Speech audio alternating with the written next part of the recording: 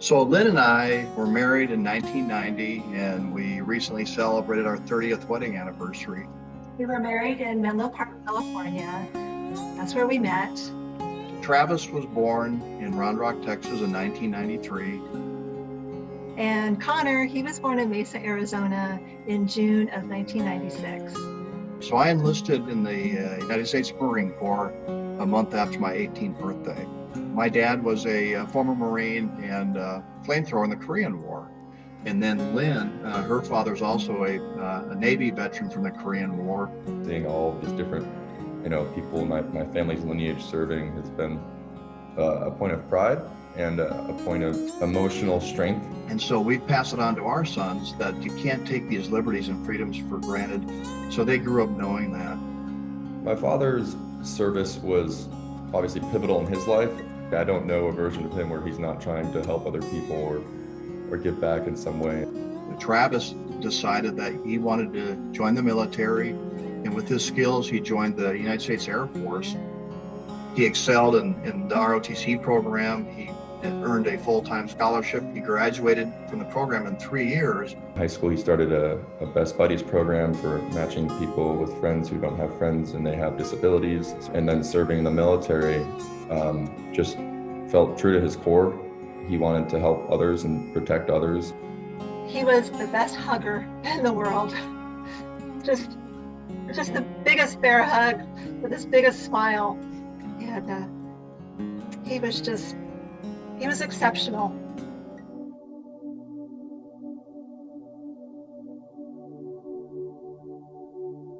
We'll never forget that afternoon when we got the call from the chaplain and his colonel. They actually visited our house, and of course we went through the immediate shock and sorrow because it was painful. It's painful today. Things were very, very tough, but we made a choice that we will be stronger as a family as a result. We've actually become more open. We talk a lot more freely. We encourage each other. But also be so comfortable saying, hey, I'm not feeling the best. Hey, I'm not doing okay.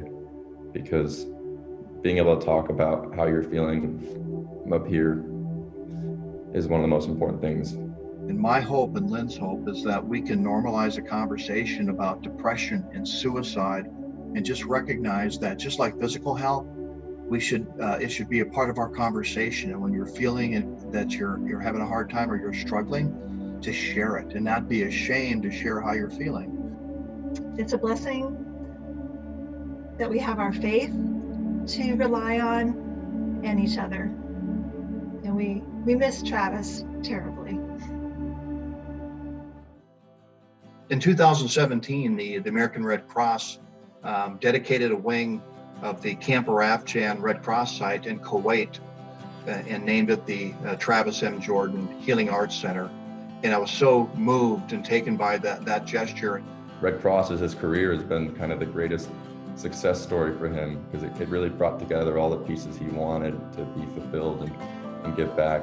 Our son Connor is currently in his 3rd year at law school at UCLA. He's doing great in his academics. But he also, I think, inspired by Travis, become a triathlete. And he didn't just decide to get into triathlons, I think, to honor his brother's memory. He was winning the events. I'm just really, really proud of the young man that he's becoming. When I reflect on my combat deployments and I think about how Lynn handled that, she's a remarkable woman. Working while raising our sons and taking care of things on the home front was very assuring to me, so I could focus on my mission and my work overseas. But having her, she's just been like a rock to me, and I'm grateful. My mom is